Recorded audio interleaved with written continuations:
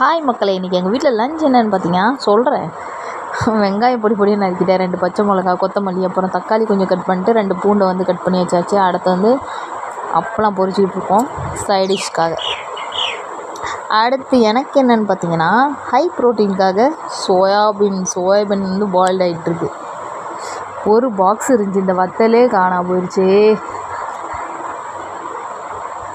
அடுத்து என்ன பார்த்தீங்கன்னா தால் இருக்குது, அப்புறம் வந்து வெண்டைக்காய் ஃப்ரை, அப்புறம் ரைஸ்.